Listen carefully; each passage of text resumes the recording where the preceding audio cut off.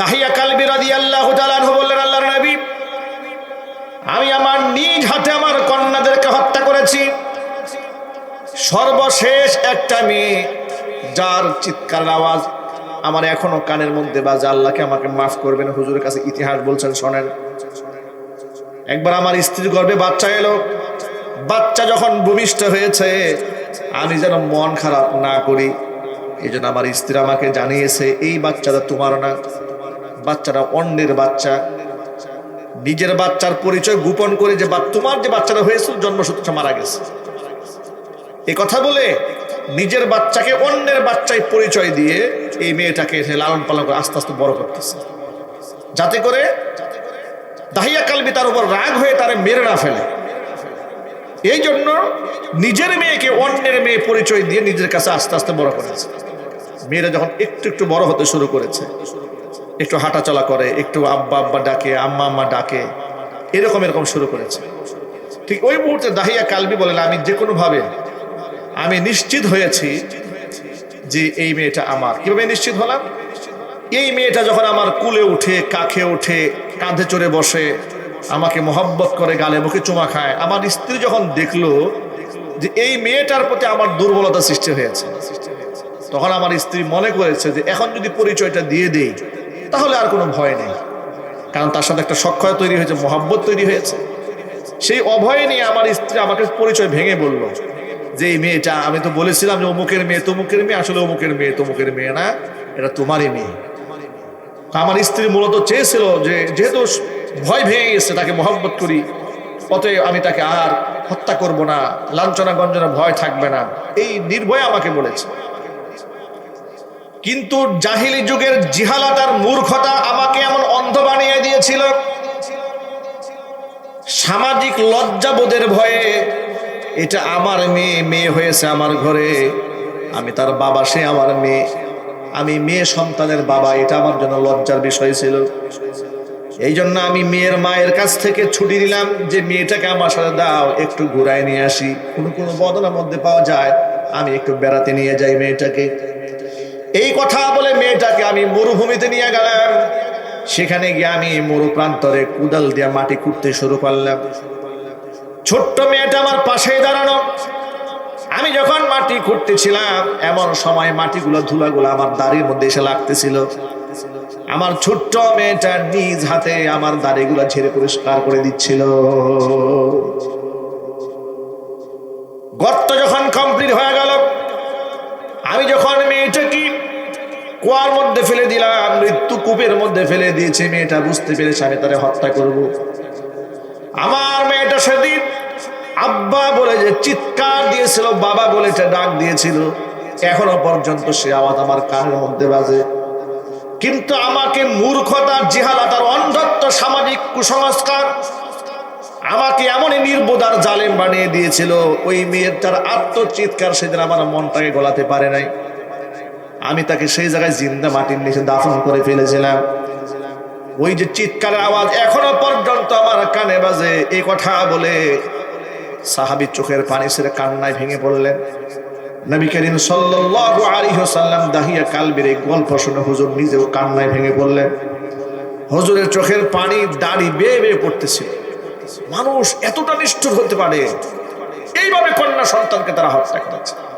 নবী করিম সাল্লাল্লাহু আলাইহি ওয়াসাল্লাম দাহিয়া কালবি রাদিয়াল্লাহু তাআলা আনহুকে আশ্বস্ত করলেন, ইসলাম মানুষের পূর্বের সমস্ত গুনাহগুলোকে ধ্বংস করে দেয়। চিৎকার দেব আল্লাহু আকবার। ভাইরা, এই ছোট্ট একটা ইতিহাস আপনাদের সামনে উল্লেখ করার আমার উদ্দেশ্য হলো, সেই সময় ইসলাম মানুষকে এমন একটা জীবন ব্যবস্থা উপহার দিয়েছে যে সমাজে কন্যা সন্তান জন্মগ্রহণ করলে লোকেরা হত্যা করত। সেই সমাজে আল্লাহ রাসূল সাল্লাল্লাহু আলাইহি ওয়াসাল্লাম বলেছেন, মান আলা জারিয়াতাইন, যেই ব্যক্তি দুইটা কন্যা সন্তানকে লালিত পালিত করে, এমনকি হাত্তা তাবলুগা, উপযুক্ত বয়স হওয়ার পর্যন্ত তাদেরকে আদর স্নেহ করে লালিত পালিত করে, কিয়ামতের ময়দানে ওই দুই কন্যার পিতা আর আমি মুহাম্মদ সাল্লাল্লাহু আলাইহি ওয়াসাল্লাম বেহেশতে এইরকম পাশাপাশি থাকবে। একটু জুড়ে বলতে হবে সুবহানাল্লাহ। সেই জমানা আল্লাহর নবী সাহাবীদেরকে বললেন, সাহাবীরা শোনো, কন্যাদেরকে তোমরা গালমন্দ করো না, আমি মুহাম্মদ রাসূলুল্লাহ সাল্লাল্লাহু আলাইহি ওয়াসাল্লাম কন্যাদের পিতা। রাসূল সাল্লাল্লাহু আলাইহি ওয়াসাল্লাম বলেছেন, আমার কাছে দুইটা জিনিস খুব প্রিয়, একটা হচ্ছে স্ত্রী, আরেকটা হচ্ছে সুগন্ধি। আল্লাহু আকবার। নারীরা হুজুরের কাছে ঘৃণার পাত্র ছিলেন না। যেখানে নারীদের কোনো সম্মানই নাই, এদেরকে জীবিত পুঁতে ফেলা হয়, সেই সমাজে রাসূল সাল্লাল্লাহু আলাইহি ওয়াসাল্লাম নারীদের সম্মান কোথা থেকে কোথায় উঠাই নিয়ে আসেন। হুজুর বললেন, আল জান্নাতু তাহতা আকদামিল উম্মাহাত, মায়ের পায়ের নিচে সন্তানের জান্নাত। নবী করিম সাল্লাল্লাহু আলাইহি ওয়াসাল্লামের কাছে উম্মুল মুমিনিন মা আয়েশা রাদিয়াল্লাহু তাআলা আনহা কন্যা সন্তানের প্রতি মায়ের ভালোবাসার একটা চিত্র তুলে ধরলেন। মা আয়েশা রাদিয়াল্লাহু তাআলা আনহা থেকে বর্ণিত হাদিস, মা আয়েশা বলেন, এক ক্ষুধার্ত মহিলা এলো আমার ঘরে, দুইটা মেয়েকে সাথে নিয়ে এসেছে, সকলে ক্ষুধার্ত, তৃষ্ণার্ত, মারাত্মক ক্ষুধার্ত, সাহায্যের জন্য হাত বাড়িয়েছে, কিন্তু আমি তাদেরকে দেওয়ার মতো আমার ঘরে একটা মাত্র খেজুর ছাড়া আর কিছুই ছিল না। ফাআতাইতুহা ইয়াহা, এই একটা মাত্র খেজুর আমি মহিলাকে দিয়ে দিলাম। মহিলা কাজটা করলো কি, ফাকাসসামাতহা বাইনাহুমা ওয়ালাম তাকুল মিনহা শাইআ, এই মহিলা খেজুর থেকে নিজে কিছুই না খেয়ে একটা খেজুরকে দুটো ভাগ করে দুই মেয়েকে খাইয়ে দিল। তো মেয়ের প্রতি এই মায়ের যে ত্যাগ, কুরবানি, এটা দেখে আমি খুব বিস্মিত হলাম। নবী করিম সাল্লাল্লাহু আলাইহি ওয়াসাল্লাম যখন আমার ঘরে আসলেন, আমি রাসূলের কাছে ঘটনার বিবরণ শোনালাম। ঘটনার বিবরণ শোনানোর পরে আল্লাহর নবী কি বলেন শোনেন। হুজুর কি বলেন? আপনাদের কষ্ট হচ্ছে? আল্লাহর হাবিব বলেন, মানুবতুলিয়া বিহাদিহিল বানাতি মিন শাইইন কুন্না লাহু সিতরাম মিনান নার। ও আয়েশা শোনো, এই দুনিয়াতে আল্লাহ পাক যাদেরকে কন্যা সন্তান দান করেন, কিয়ামতের ময়দানে এই কন্যা সন্তানগুলো পিতামাতার জন্য ঢাল হয়ে সামনে দাঁড়ায় যাবে, বাপ মাকে জাহান্নামের আগুনে পুড়তে দিবে না। মেয়েদের মর্যাদা, নারীদের মর্যাদা এইভাবে ধীরে ধীরে নবী করিম সাল্লাল্লাহু আলাইহি ওয়াসাল্লাম কোথা থেকে কোথায় উঠে দাঁড় করালেন। আল্লাহর নবী সাল্লাল্লাহু আলাইহি ওয়াসাল্লাম বললেন, যে ঘরের মধ্যে প্রথম কন্যা সন্তান হয়, ওই ঘরের জন্য আল্লাহ রাব্বুল আলামিন তার রহমতের দরজাগুলো উন্মুক্ত করে দেন। এগুলো সব জাহিলি যুগের কথা বললাম যে এই আচরণ ছিল, কিন্তু আশ্চর্য কথা কি জানেন, এই এত একবিংশ শতাব্দীতে এসে এই জামানাতেও এমন বহু জাহেল পুরুষ আছে সমাজে, কন্যা সন্তান হলে মন খারাপ করে। ঠিক না বেঠিক জোরে বলেন? মেয়ে হলে এই শতাব্দীর মানুষও মন খারাপ করে। এমনকি সমাজে এমন অনেক জাহেল মূর্খ আছে যে স্ত্রীর গর্ভে একাধিকবার কন্যা সন্তান জন্মগ্রহণ করার কারণে ওই স্ত্রীকে স্বামী তালাক দিয়ে দিয়েছে। এমন জালেম ওই সমাজে আছে। এমনকি শাশুড়ি বাজে কথা বলে, ঠিক কিনা বলেন? প্রতিবেশীরা বাজে কথা বলে একাধিক কন্যা সন্তান জন্ম নিলে মানুষ কতটা নিকৃষ্ট কল্পনা করতে পারবে না। অথচ তামাম দুনিয়ার সমস্ত মানুষ মিলে একটা মানুষ বানাতে পারবে।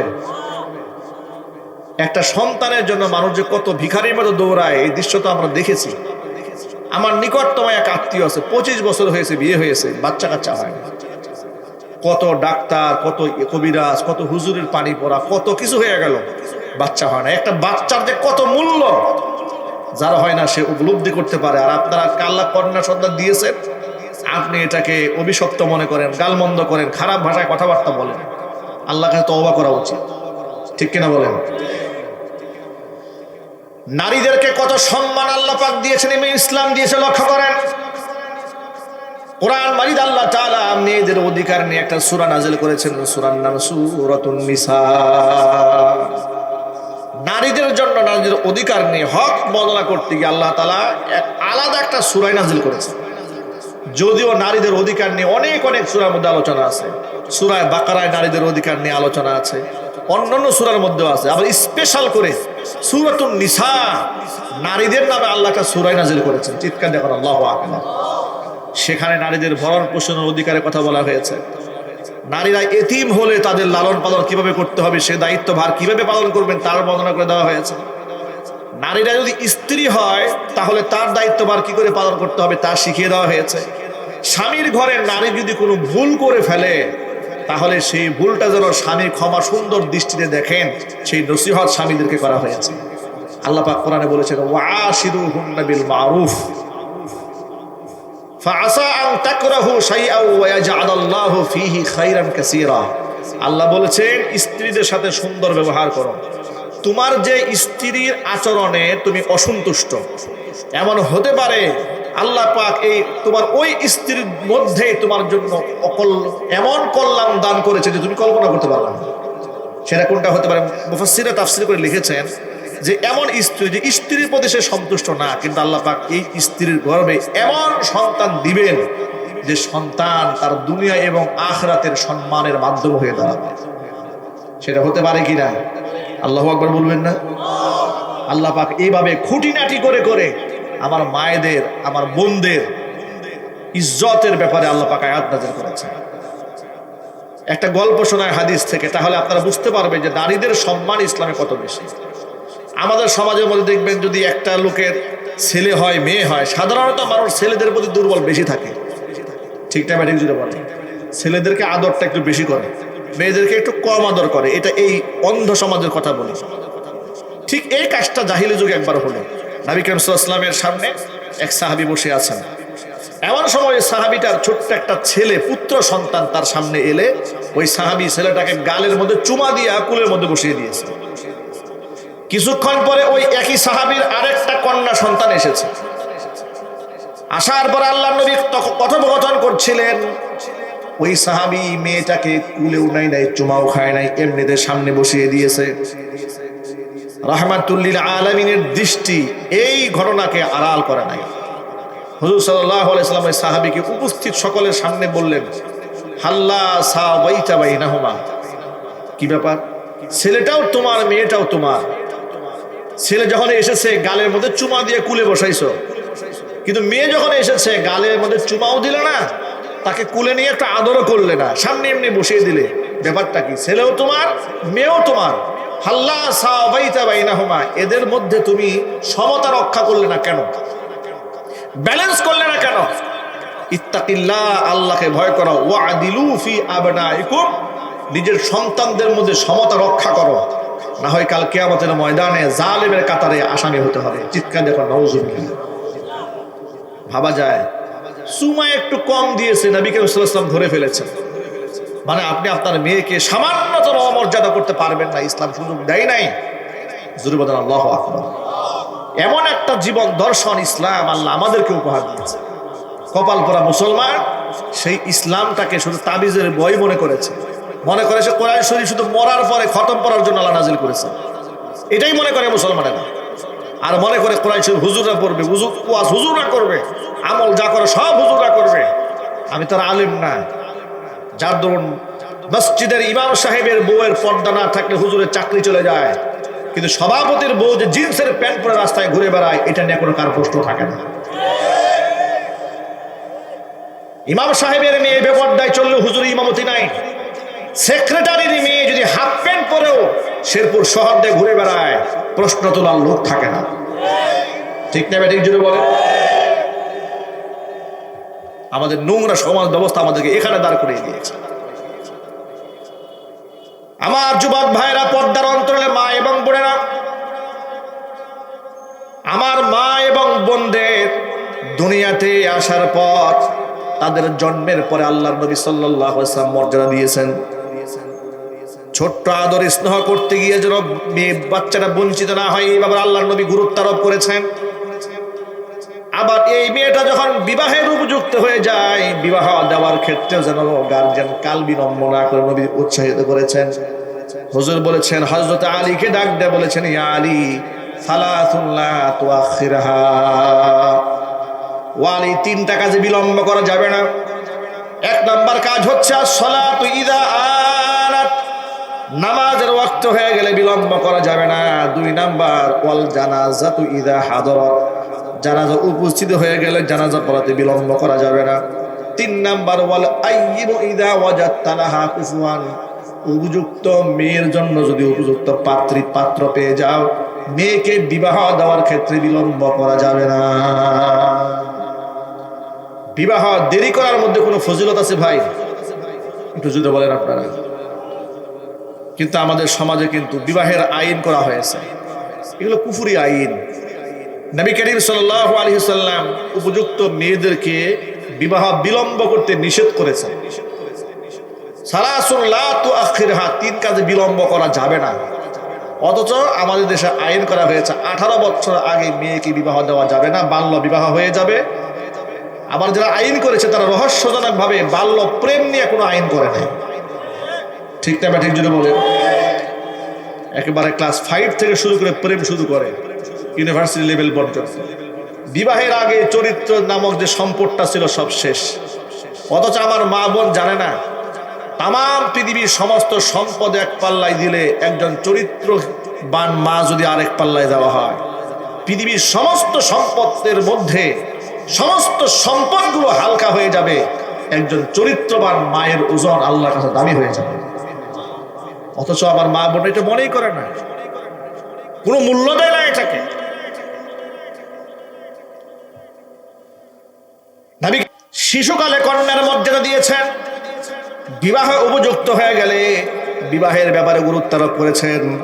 একদিক থেকে নারীর গার্জিয়ানদেরকে বলেছেন মেয়ে বিবাহ দেওয়ার ক্ষেত্রে যেন বিলম্ব না হয়।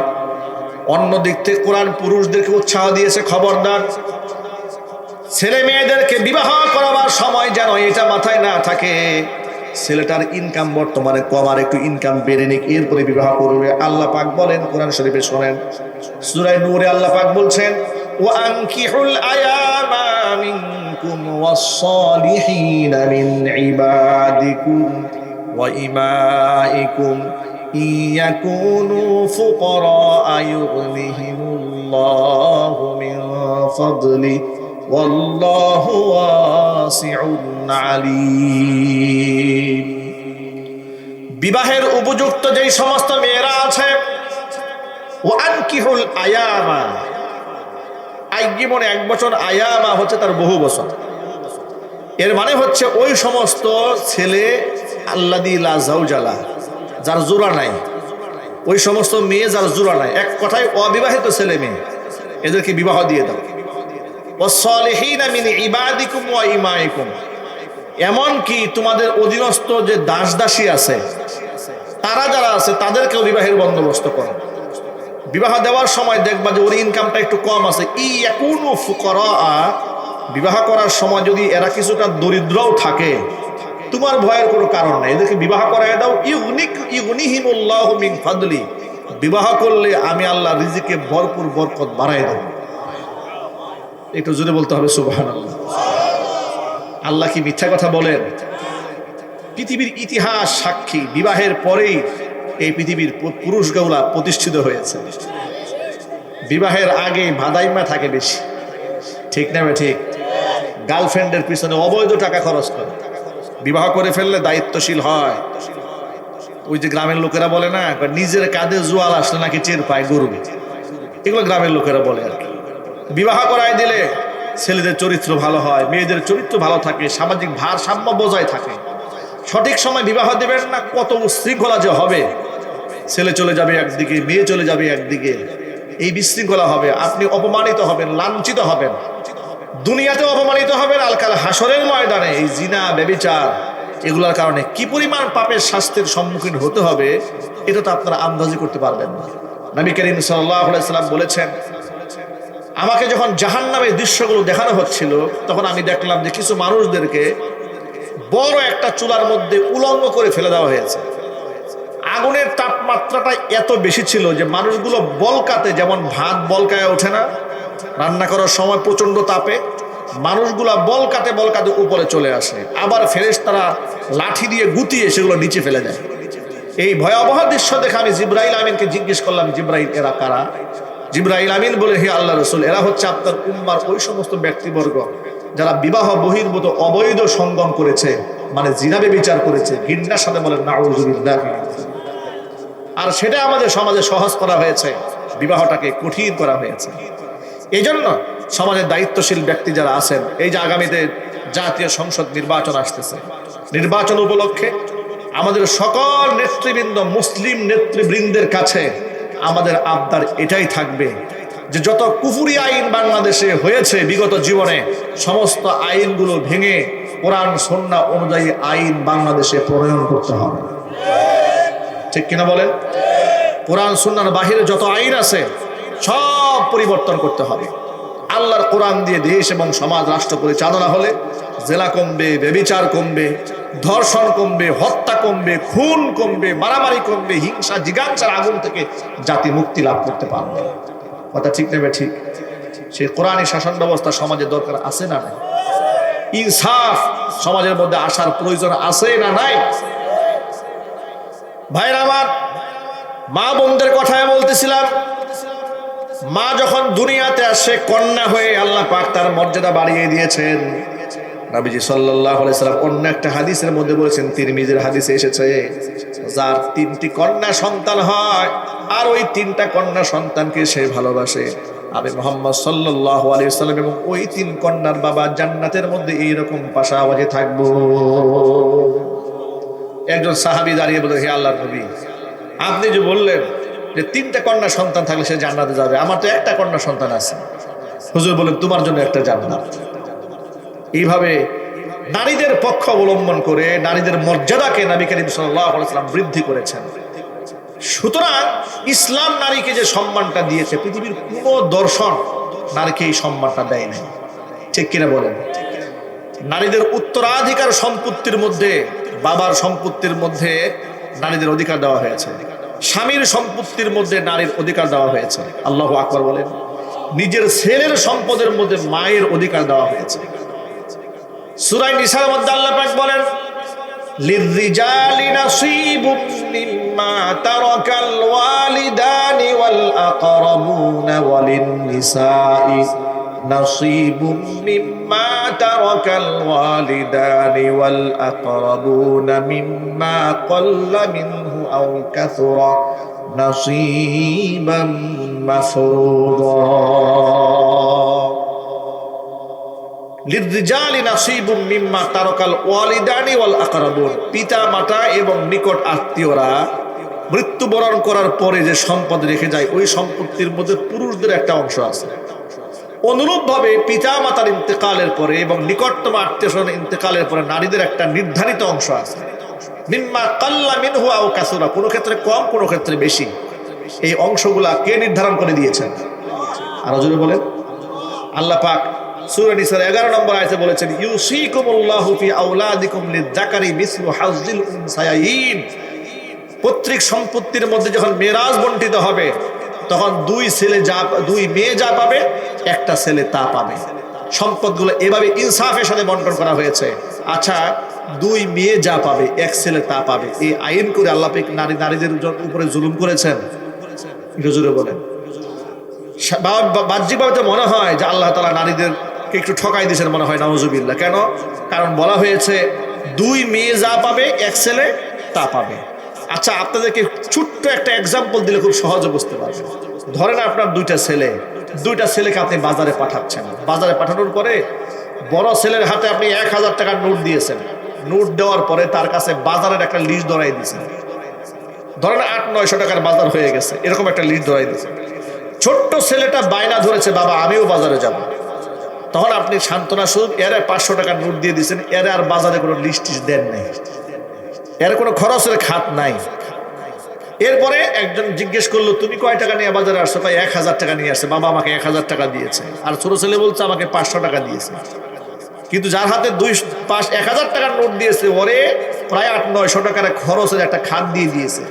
পক্ষান্তরে 500 টাকা যারা দিয়েছে, এর খরচের কোনো ভাউচারই দেয় নাই, কিচ্ছু দেয় নাই। এখন জিতলো কে? যে 1000 পেয়েছে ও জিতেছে, না 500 পেয়েছে ও জিতছে। এই উদাহরণটা বুঝতে পেরেছেন তো? ইসলাম আমার মা বোনদেরকে পৈতৃক সম্পত্তির মধ্যে যতটুকু অংশ দিয়েছে, ভাইয়ের চাইতে বোনকে কম দিয়েছে, কিন্তু বোনের খরচের কোনো খাত নাই। পুরো দায়িত্ব সব পুরুষের কাঁধে আল্লাহ চাপিয়ে দিয়েছে। ঠিক কিনা বলেন?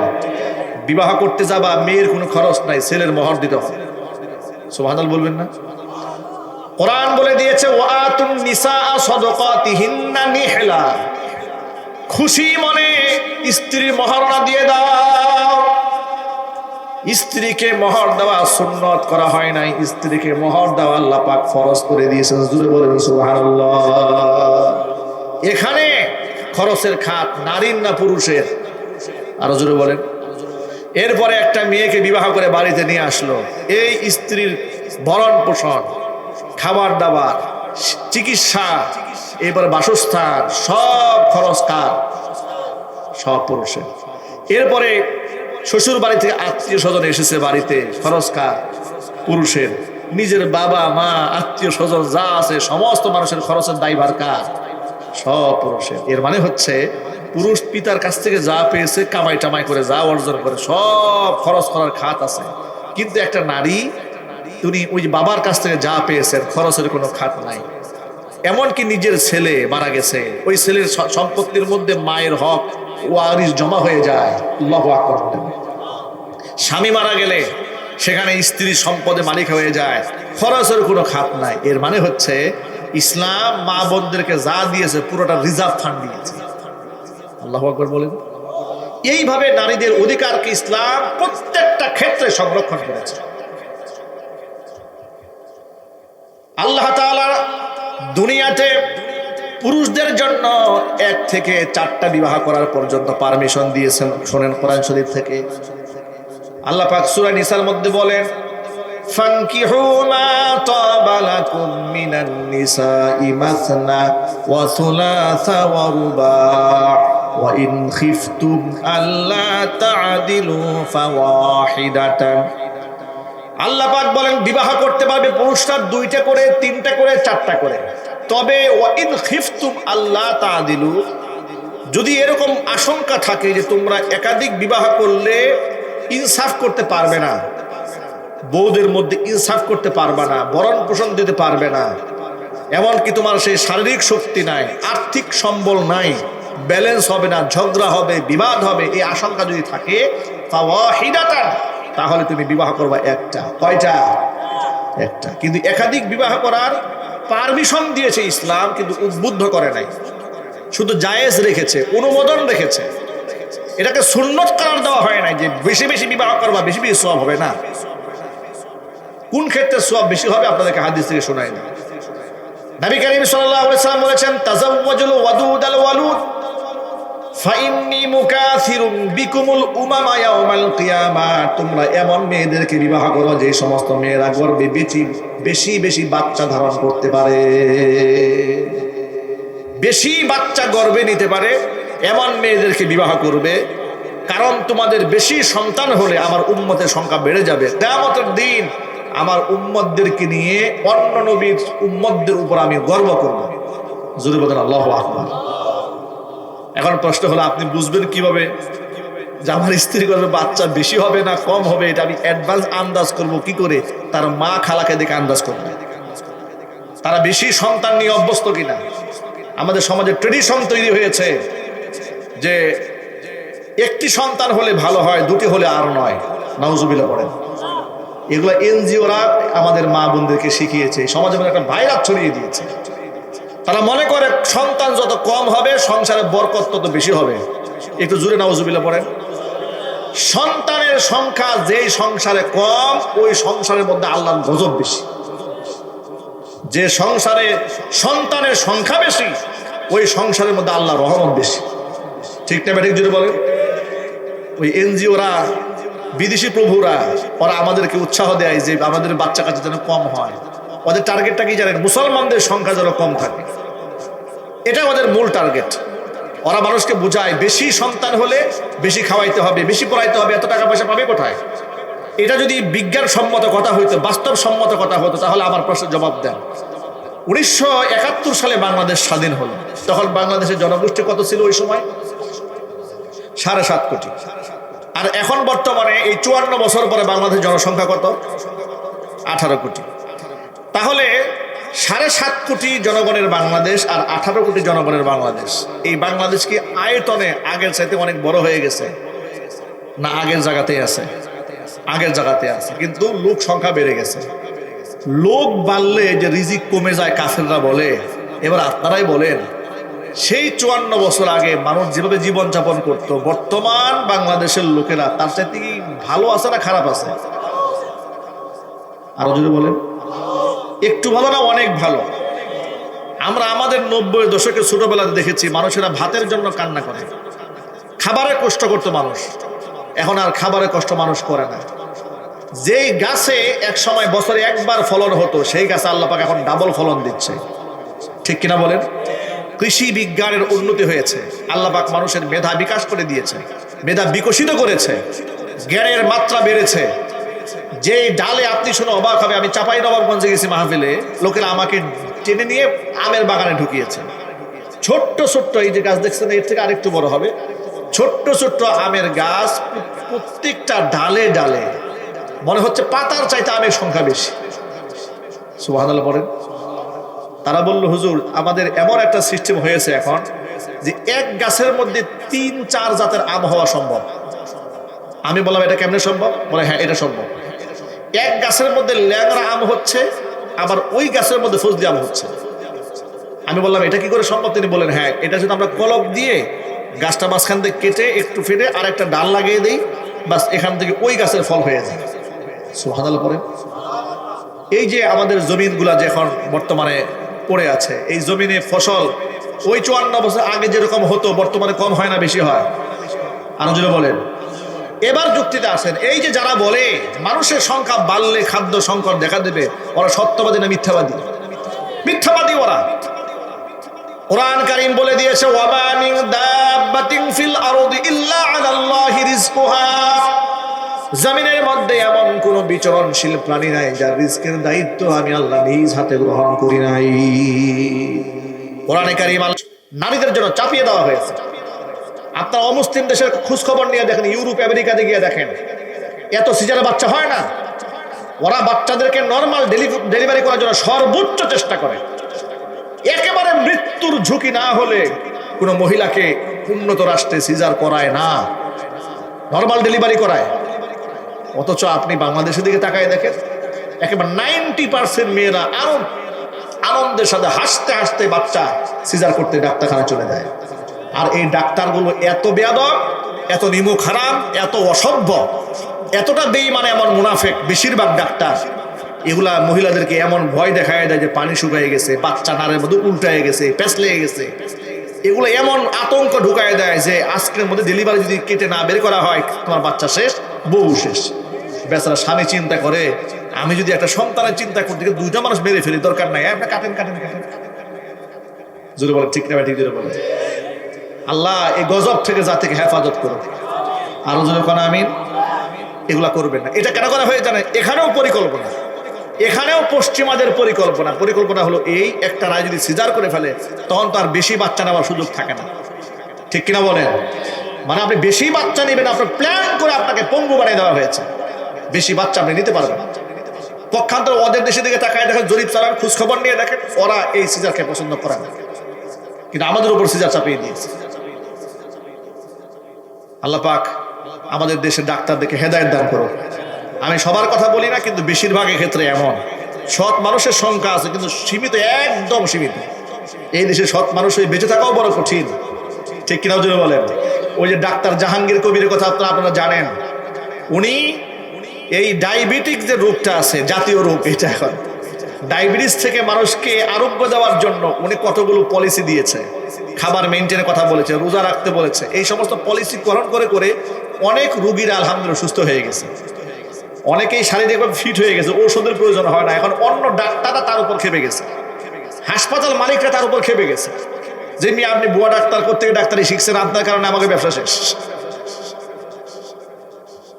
আমার বন্ধুগণ, প্রসঙ্গক্রমে কথাগুলো বলার একমাত্র উদ্দেশ্য হলো নবী করিম সাল্লাল্লাহু আলাইহি ওয়াসাল্লামের সুন্নাহকে এই সমাজের মধ্যে জিন্দা করতে হবে। হুজুর বলেছেন, তাজাওয়াজুল ওয়াদুদ আল ওয়ালুদ, ওই সমস্ত মেয়েদেরকে তোমরা বিবাহ করবে যারা অধিক সন্তান ধারণ করে। জোরে বলেন সুবহানাল্লাহ। রিজিক দেওয়ার মালিককে আল্লাহ পাক রিজিক দিয়েছেন। সুবহানাল্লাহ পড়েন। এবার শুনের মূল কথায় আসি। তাহলে আল্লাহ তাআলা মাবুদদের সর্বদিক থেকে তাদের মর্যাদা বাড়িয়ে দিয়েছেন।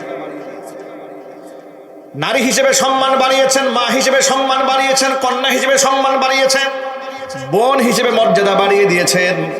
এমনকি এই নারী যদি স্বামী মারা যায়, বিধবাও যদি হয়ে যায়, তারপরে আল্লাহর নবী সাল্লাল্লাহু আলাইহি ওয়াসাল্লাম তাই বিধবা নারীর ব্যাপারে বলেন, আল্লাহর হাবিব সাল্লাল্লাহু আলাইহি ওয়াসাল্লাম বলেছেন, আল আরমিলাতুস সালিহা মাকতুবাতুন ইনদাল্লাহি শাহীদা। যদি কোনো মেয়ের স্বামী মারা যায়, মেয়ে যদি সতী সাধ্বী থাকতে পারে, কাল কিয়ামতের ময়দানে এই নারীকে আল্লাহ শহীদের মর্যাদা দিয়ে দিবেন। কল্পনা করা যায়? সর্বদিক থেকে না মা বোনের সম্মান দেওয়া হয়েছে। পুরুষের চারটা বিবাহ করার পারমিশন দেওয়া হয়েছে নারীর অধিকারকে রক্ষা করার জন্য। আপনার তো শুনে অবাক হয়ে যাবে, ওই যে ঢাকা 4 আসন না কয় আসনে এমপি পদপ্রার্থী এক মহিলা বলে ফেলেছে যে এমপি হওয়ার আগেই তর্জন গর্জন শুরু হয়ে গেছে, যে 4টা বিবাহ যে পুরুষরা করতে পারবে এই অনুমতি পুরুষদেরকে কে দিয়েছে? আমরা মহিলারা তো দেই নাই। নাউজুবিল্লাহি মিন যালিক। নারীদেরকে বিবাহ করতে পারবে পুরুষরা 3টা 4টা করে, এই অধিকার নাকি উনি দেবে না, এই সমাজ ব্যবস্থা নাকি উনি চায় না, ভেঙে ফেলবে।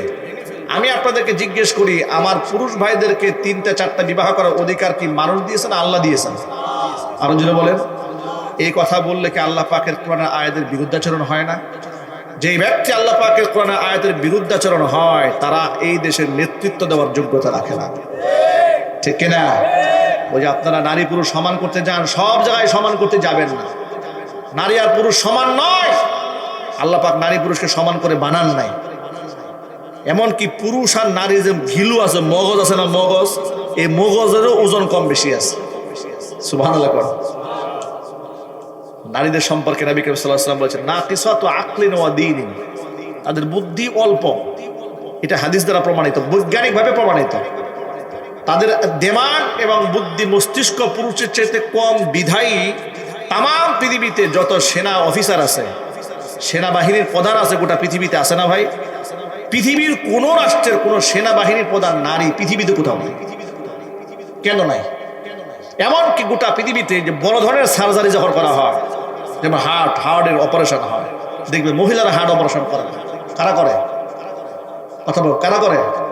পুরুষরা করে। এমনকি কোনো জটিল যখন সার্জারি করা হয়, নারী যদিও সার্জারি করে, তার পাশে সাপোর্ট নেওয়ার জন্য পুরুষ ডাক্তারকে দাঁড় করায় রাখে। কারণ এটা পুরুষদেরকে আল্লাহ রাব্বুল আলামিন সেই শক্তি দিয়েই সৃষ্টি করেছে। আল্লাহু আকবার। সুতরাং আমি আমার সংক্ষিপ্ত পরিসরের বক্তব্যের মাধ্যমে আমি আমার মা বোনদেরকে, ভাইদেরকে এই মেসেজটা দিতে চেয়েছি, ইসলাম নারীকে সর্বোচ্চ মর্যাদা দিয়েছে, যে মর্যাদা পৃথিবীর আর কোনো দর্শন দেয় নাই, কোনো ধর্ম দেয় নাই, কোনো প্রকারের রাষ্ট্র ব্যবস্থা নারীদেরকে এত সম্মান দেয় নাই। ইসলামিক দর্শন, ইসলামিক ধর্ম মানুষকে, আমার মা বোনদেরকে যে ইজ্জতটা দান করেছে, ঠিক কিনা? আল্লাহ পাক যেন আমার মা বোনদেরকে ইসলাম মানার তৌফিক দান করেন। জোরে বলেন আল্লাহুম্মা আমিন। ছোট্ট একটা হাদিস বলে আমি বয়ান শেষ দিকে নিয়ে যাব। আল্লাহর নবী সাল্লাল্লাহু আলাইহি ওয়াসাল্লাম বলেছেন, মহিলারা মাত্র 4টা কাজ করলে জান্নাতের যে দরজা দিয়ে খুশি ওই দরজা দিয়ে আল্লাহর বেহেশতে চলে যাবে। হাদিসটা হচ্ছে আল্লাহর নবী সাল্লাল্লাহু আলাইহি ওয়াসাল্লাম বলেছেন, আল মারআতু ইদা সাল্লাত খামসাহা ওয়া সামাত শাহরাহা, নারীরা যদি 5 ওয়াক্ত নামাজ পড়ে, ওয়া সামাত শাহরাহা, রমজানের রোজা রাখে, ওয়া আতাআত বালাহা, স্বামীর আনুগত্য করে, ওয়া আহসানাত ফারজাহা, সতীত্বের হিফাজত করে, লজ্জাস্থানের হিফাজত করে, তাদখুলু বিআইয়ি বাবিন মিন আবওয়াবিল জান্নাতি শাআত ইয়াউমাল কিয়ামাহ, কিয়ামতের দিন জান্নাতের 8টি দরজার যে দরজা দিয়া খুশি ওই দরজা দিয়া নারী আল্লাহর জান্নাতে চলে যাবে। আল্লাহ পাক যেন আমার মা বোনদেরকে কথাগুলো আমল করার তৌফিক দান করেন। আমরা যারা গার্জিয়ান আছি, আমরাও আমাদের মা বোনদের প্রতি জুলুম করব না, অত্যাচার করব না। আমাদের ঘরে মেয়ে আছে, মেয়েদেরকে আমরা ভালোবাসবো। মেয়েদেরকে ভালোবাসা সুন্নাতে নববী, স্ত্রীদেরকে মোহাব্বত করা সুন্নাতে নববী, মাকে সম্মান করা সুন্নাতে নববী, নারী জাতকে সম্মান করা সুন্নাতে নববী। আল্লাহর নবী সুন্নতের আলোকে গোটা জীবনকে আমরা আলোকিত করতে চাই। আল্লাহ পাক যেন আমাদের সকলকে কবুল করেন, মঞ্জুর করেন। জোরে বলেন আল্লাহুম্মা আমিন। দুরূদ শরীফ পড়েন, আল্লাহুম্মা সাল্লি আলা মুহাম্মাদ ওয়া আলা আলি মুহাম্মাদ কামা সাল্লাইতা আলা ইব্রাহিম ওয়া আলা আলি ইব্রাহিম। আযান, গজল,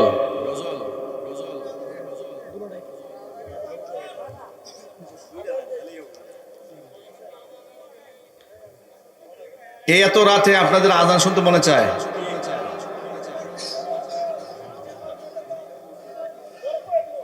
তুমি কত সুন্দর,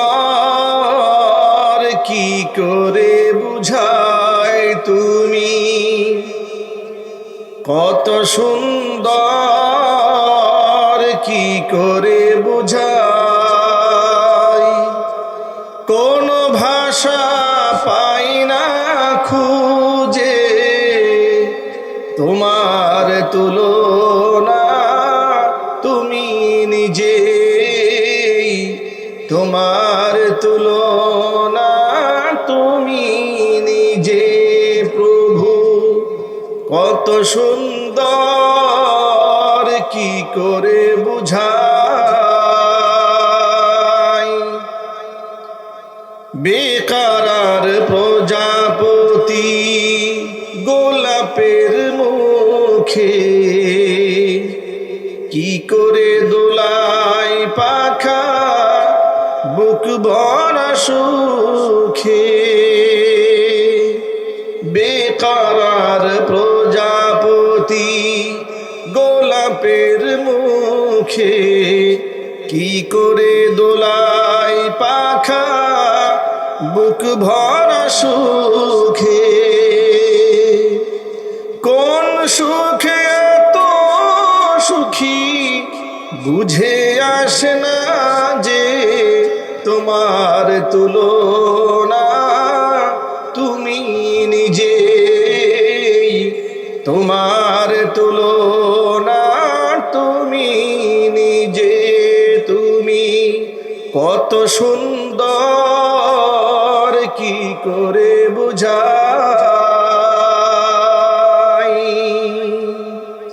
মহান রবের সাথে কোনো তুলনা হয়? অনেক রাত এখন, আমি আজানের একটু শোনাচ্ছি, আসলে এত রাত করে আজান দেওয়াটা রিস্ক। আল্লাহু আকবার, আল্লাহু আকবার, আল্লাহু আকবার,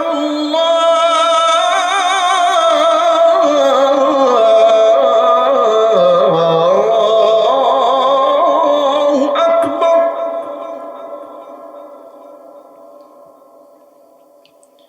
আশহাদু আল্লা ইলাহা ইল্লাল্লাহ,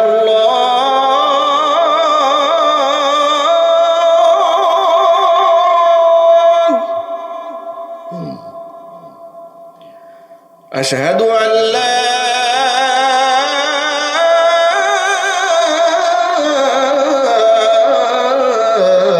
ইলাহা ইল্লাল্লাহ।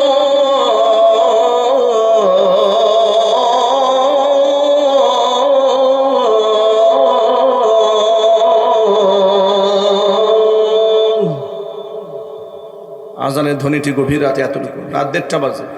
মাইকের আওয়াজ অনেক দূরে যাচ্ছে, ইতিমধ্যে অনেকে লাভ দিয়ে উঠছে ফজর মনে করে, আর ঘড়ির টাইমের দিকে তাকায় বকতেছে কোন মুয়াজ্জিন পাগল হয়েছে। ঠিক কিনা বলে? এতক্ষণ পর্যন্ত আপনাদের সামনে যে কথাগুলো বলেছি, আল্লাহ তাআলা আমাকে, আমার ভাইদেরকে, মা বোনদেরকে সকলকে আমল করে তৌফিক দান।